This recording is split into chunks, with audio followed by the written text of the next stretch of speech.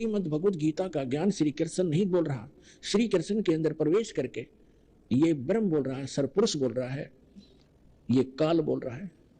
महाराज इसका प्रमाण कहाँ है? अब आपको दिखाते हैं कि जब महाभारत का युद्ध समाप्त हो चुका और युधिष्ठिर जी को राजगद्दी प्राप्त होगी, तो श्री कृष्ण ने कहा पांडवों से कि अब मैं द्वारका जाना चाहता हूं।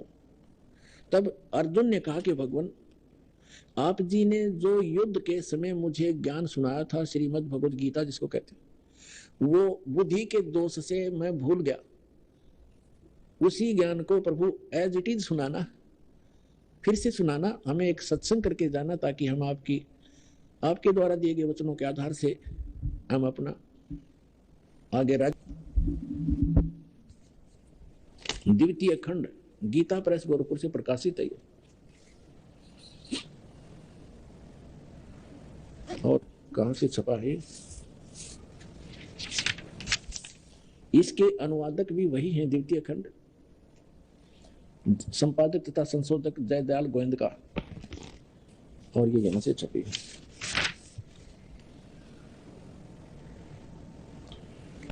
ये है 667 पृष्ठ और यहां से हम शुरू करते हैं।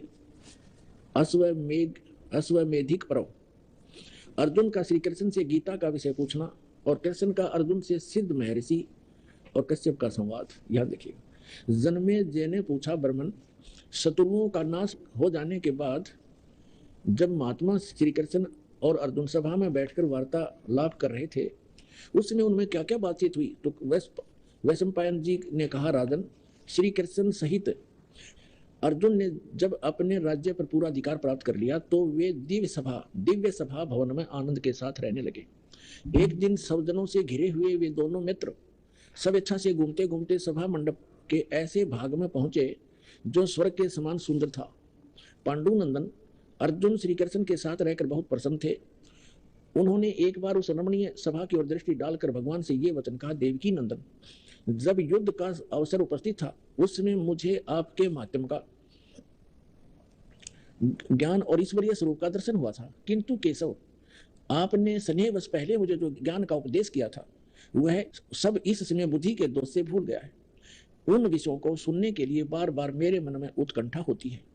इधर आप जल्दी ही द्वारका जाने वाले हैं, अतः पुनः वह सब विषय मुझे सुना दीजिए।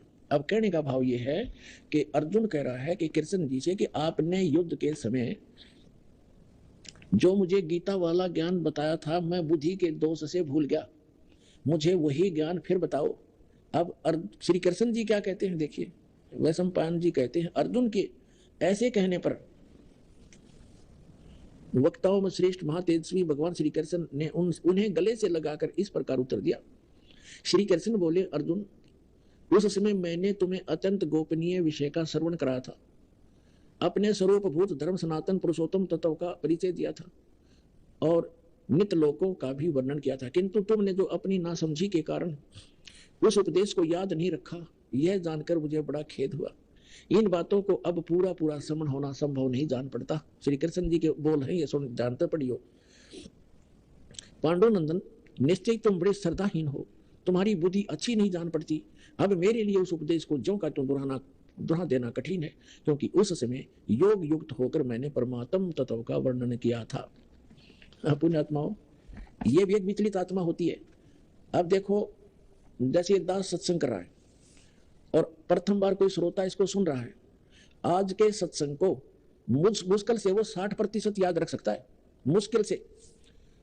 और फिर एक हफ्ता 10 दिन के बाद, महीने 2 महीने के बाद वो मुझे मिले और मुझसे कहे, जी वो सत्संग आपने किया था वो फिर से सुनाना, तो मैं तुरंत सुना दूंगा। यदि मैं अपने होश हवास में बोल रहा हूं और मैं ये कहूं कि तेरी बुद्धि अच्छी नहीं है, तू श्रद्धाहीन व्यक्ति है, तूने वो सत्संग याद क्यों नहीं रखा, और मैं ये कहूं मुझे तो अब याद नहीं, तो बात हुई। इसे सिद्ध है कि श्री कृष्ण नहीं बोल रहा था गीता का ज्ञान, उसके अंदर वो काल बोल रहा था प्रवेश करके। अब उसको कुछ भी याद नहीं। फिर कहता उससे मैंने योग युक्त होकर के वो ज्ञान बोला था।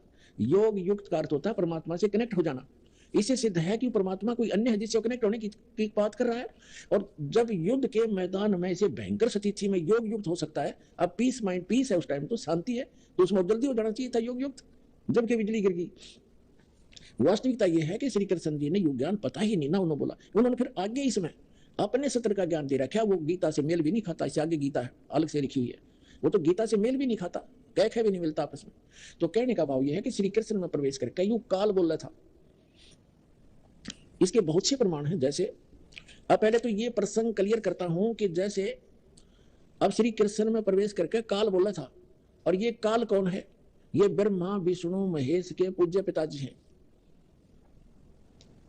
और गीता अध्याय नंबर 4 के श्लोक नंबर 5 और 9 में ये क्या कहता है कि अर्जुन तेरे और मेरे बहुत जन्म हो चुके, तू नहीं जानता मैं जानता हूं। मेरे जन्म और कर्म अलौकिक हैं। इसके कर्म अलौकिक कैसे है? जैसे श्री कृष्ण में प्रवेश करके प्रेत की तरह गीता का ज्ञान बोल दिया। अब आज तक यही रट लगा रखी थी, श्री कृष्ण जी ने गीता बोली, श्री कृष्ण जी ने गीता बोली, और बोली काल ने कृष्ण जी को तो पता भी नहीं मैंने बोला क्या था गीता में।